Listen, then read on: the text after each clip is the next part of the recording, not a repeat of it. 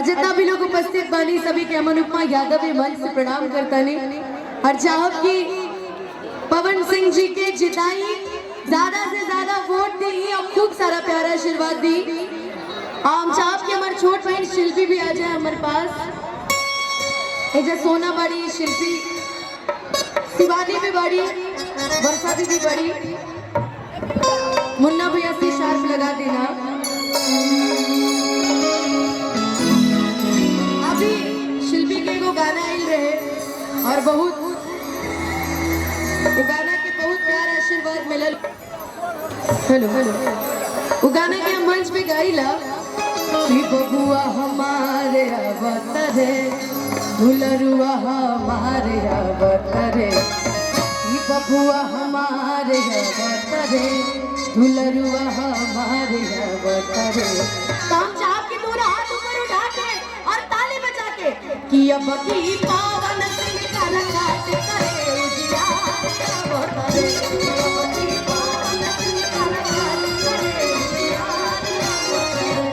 बबुआ हमारे अवतरे दुलरुआ हमारे अवतरे कि बबुआ हमारे अवतरे दुलरुआ हमारे अवतरे कि अब की पावन सिंह का रखाते करे उजियार अवतरे भैया भैया भैया एक बार प्यार से बोल दी पावन सिंह जी कारागार की जनता जिंदाबाद जिंदाबाद। तो खूब सारा प्यारा आशीर्वाद दी सही मुस्कुरात रही खुश रही। शिल्पी सुना हेलो हेलो हेलो अच्छा आपसे बोलिए कारागार की जनता पावन सिंह। बस बस आप सब ऐसे ही प्यार दीजिए और भारी मत से विजय बनाइए बनाइए ना हम ऐसे के हनी तो आप सबके जितावे के बाद और कहेंगे का जैसन सोचले रहनी जैसन सोचले रहनी वैसन पवन जी सांसद बेजो जैसन सोचले रहनी वैसन पवन जी मोर बड़े सांसद बेजो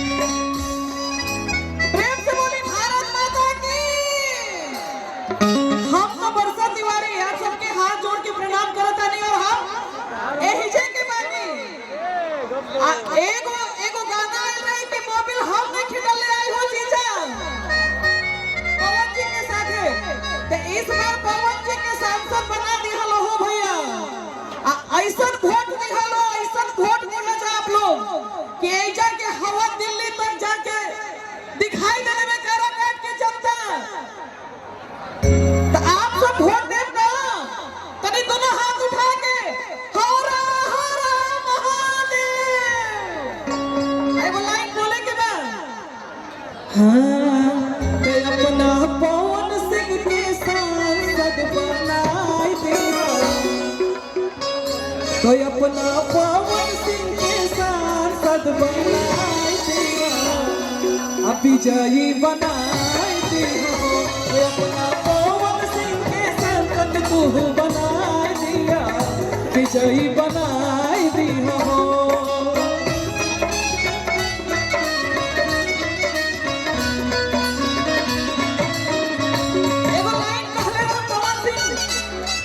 अरे तुझसे इतना प्यार करेले तोह के ना अंदाज बा तोहर सिवाना हमारा दिल पे केहू के अमराज बा तू कह बता जी दादा तू बता हम मर जाई तू कह बता जी तू कहबता हम मर जाएगो। बहुत बहुत धन्यवाद आप सबके। एक बार में जोरदार हाथ उठा के ताली बजा दी और पवन सिंह की जरूर वोट दें। जय हो पवन सिंह। बोली बोली संजय दरबार की। भैया जी तुम्हें तो कहे बटे और हमने के सब लोग के ये विनती बाग रहा सब भैया के ढेर सारा वोट देके जिताई जाए और जात जात बस हमें कहीं गाना गाए भैया कि तू लगावे लो जब लिपस्टिक हिले लाया जाती अब चाहना कि जकरा मेरी में गमछा एक बार गमछा उठा ले लास्ट चलो था गमछा निकाल लिया जिला टॉप लागेलू हो जिला टॉप लागेलू कमरिया कमरिया कमरिया कोले मानो जिला टॉप लागेलू